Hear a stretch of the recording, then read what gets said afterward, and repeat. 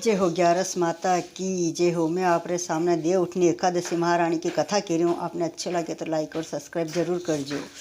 दीपावली के पश्चात कार्तिक मास के शुक्ल पक्ष की एकादशी को देव उठनी एकादशी कहते हैं। इस दिन सारे घर को लीप पोत कर साफ करना चाहिए।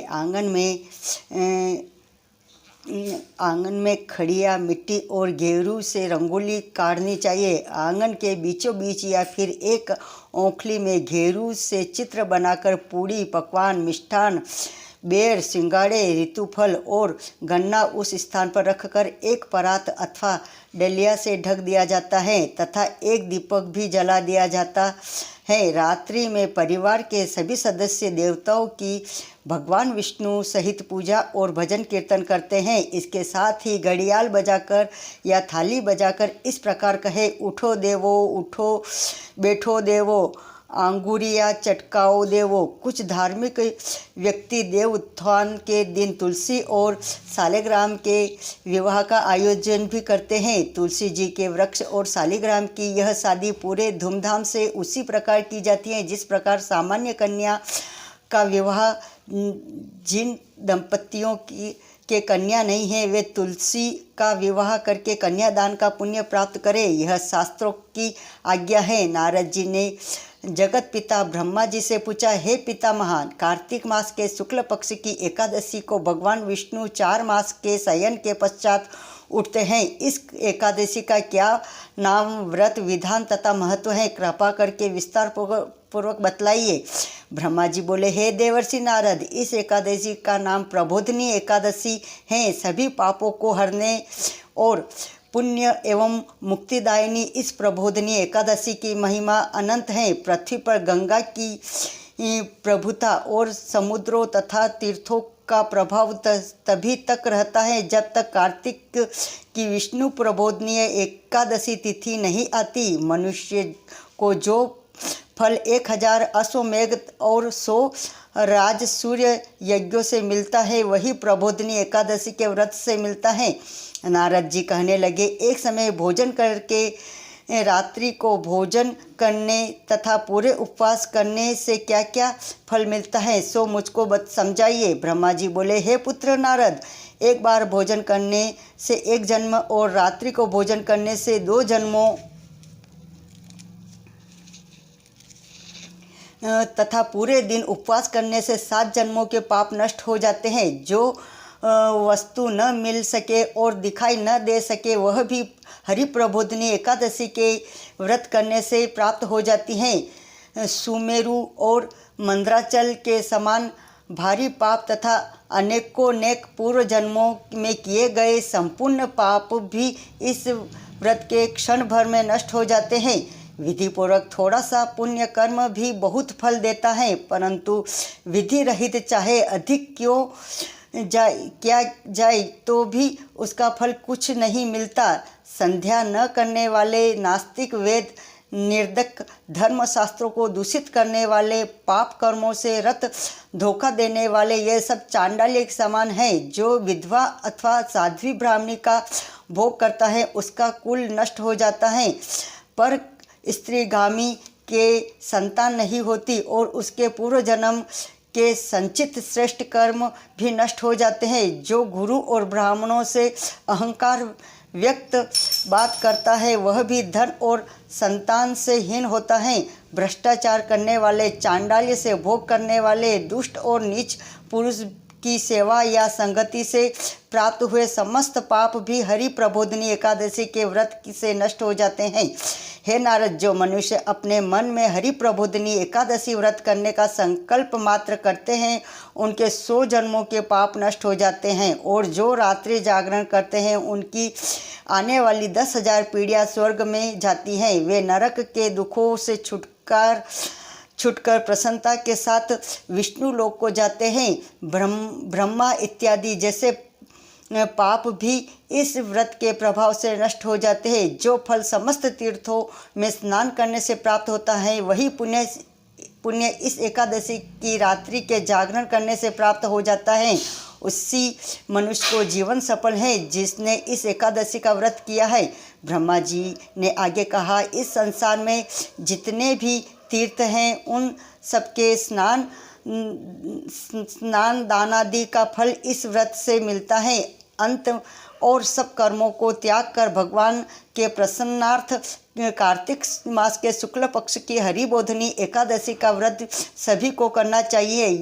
यही ज्ञानी, तपस्वी तथा जितेंद्रिय है और उसी को भोग तथा मोक्ष प्राप्त होता है। जो हरि प्रबोधनी एकादशी का व्रत करता है, जिसने एक बार भी इसका व्रत नहीं किया, वह मोक्ष का अधिकारी हो जाता है। मन, कर्म, वचन तीनों प्रकार के पाप इस रात्रि को केवल जागरण मात्र से नष्ट हो जाते हैं। हरि प्रबोधनी के दिन जो मनुष्य भगवान के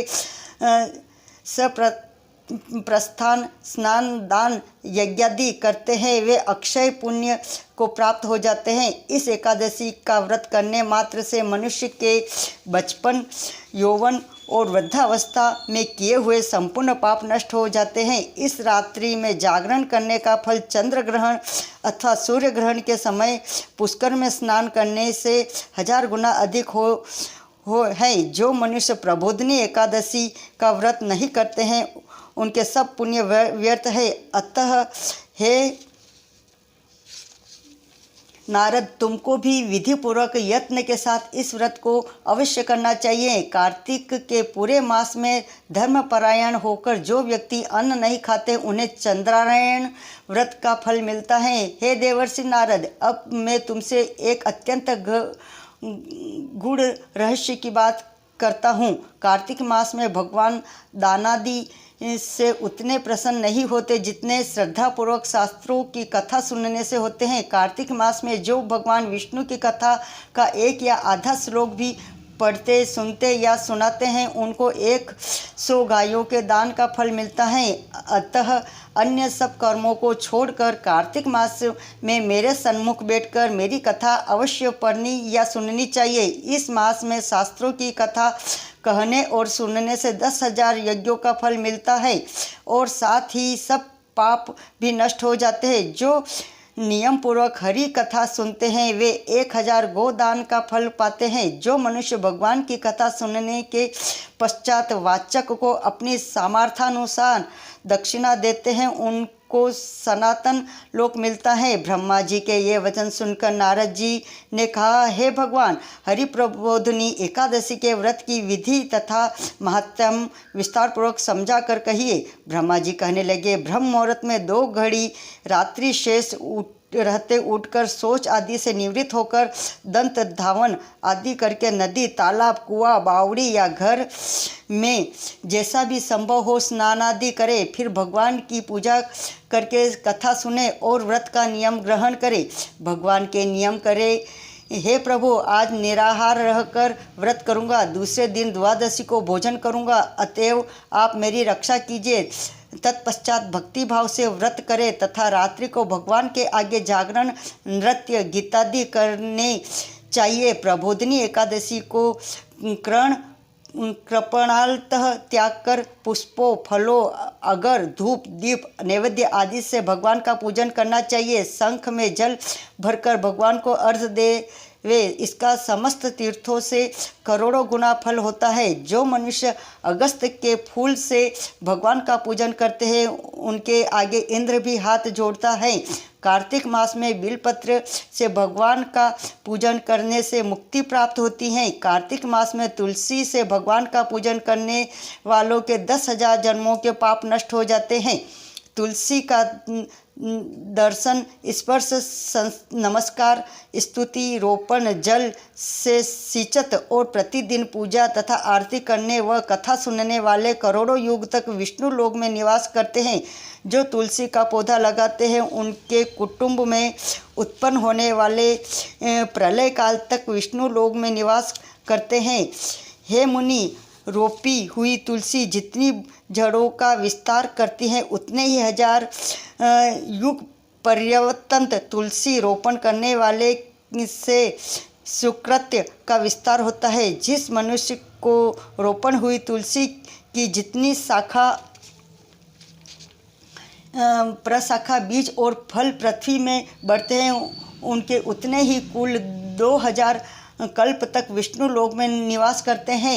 हरि पूजा में पुष्पों के महत्व का वर्णन करते हुए ब्रह्मा जी ने कहा, हे वत्स, जो कदम के पुष्पों से विष्णु का पूजन करते हैं वे कभी यमराज के दर्शन नहीं करते। गुलाब के पुष्पों से भगवान का पूजन करने वाले को मुक्ति प्राप्त होती है। जो वकुल और अशोक के फूलों से भगवान का पूजन करते हैं वे सूर्य और चंद्रमा के रहने तक किसी प्रकार का शोक नहीं पाते।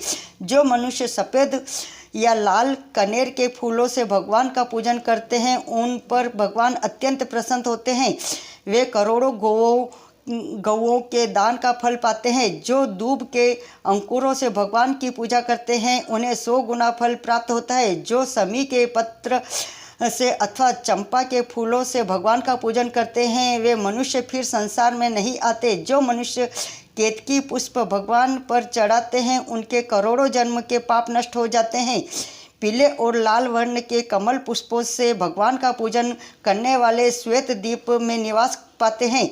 प्रबोधिनी एकादशी की पूरी रात्रि को जागरण, पूजन और कथा कीर्तन के पश्चात प्रातःकाल उठकर नदी पर जाए और वहां स्नान, जप तथा नित्य कर्म करके घर पर आकर विधि विधान पूर्वक भगवान केशव का पूजन करे। द्वादशी को व्रत की समाप्ति पर विद्वान ब्राह्मण को भोजन करावे और दक्षिणा देकर क्षमा याचना करे। जिसके पश्चात भोजन, गो और दक्षिणा देकर गुरु का पूजन करे। जो वस्तु व्रत के छोड़ने का नियम किया हो वह ब्राह्मणों को पर्याप्त मात्रा में दे। हे नारद, रात्रि में भोजन करने वाले मनुष्य ब्राह्मणों को भोजन करावे और स्वर्ण सहित बेल का दान करे। जो मनुष्य मांसाहारी नहीं है वह गो का दान करे। आंवले से स्नान करने वाले मनुष्य को दही और शहद का दान करना चाहिए। जो मनुष्य फलों को त्यागे वह फलों का दान करे।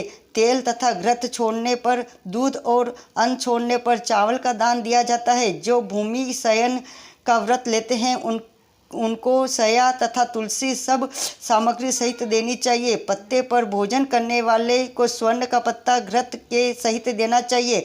मौन व्रत धारण करने वाले को ब्राह्मण व ब्राह्मणी को मिठाई का भोजन कराना चाहिए। बाल रखने वाले दर्पण, जूता छोड़ने वाले को एक जोड़ा जूता, लवण त्याग करने वाले को सक्रार्थ दान करनी चाहिए। मंदिर में दीपक जलाने वाले को तथा नियम लेने वाले को व्रत की समाप्ति पर ताम्र अथवा स्वर्ण के पात्र में घृत और बत्ती रखकर विष्णु भक्त ब्राह्मण को दान देना चाहिए। एकांत व्रत करने वाले को 8 कलश वस्त्र अथवा स्वर्ण में अलंकृत करके दान करने चाहिए। यदि इतना संभव न हो सके तो इसके अभाव में जितना अधिक का अधिक हो जाए उतना अवश्य दान करे। ब्राह्मण का आशीर्वचन सब व्रतों की सिद्धि देने वाला कहा गया है, अतः उन्हें सब प्रकार से संतुष्ट करके विदा करे। तत्पश्चात स्वयं भी भोजन करे और जिन वस्तुओं को चातुर्मास्य में छोड़ा हो उन वस्तुओं को ग्रहण करने लगे। हे नारद, जो बुद्धिमान इस प्रकार चातुर्मास्य का व्रत निर्विघ्न समाप्त करते हैं उनका पुनः जन्म नहीं होता। यदि व्रत भ्रष्ट हो जाए तो व्रत करने वाला अंधा या कोढ़ी हो जाता है। व्रत करने वाले की तो बात ही क्या, इस कथा को पढ़ने और सुनने मात्र से ही अनंत गोदान का फल प्राप्त होता है। श्री हरि प्रबोधिनी एकादशी महारानी माता की जय।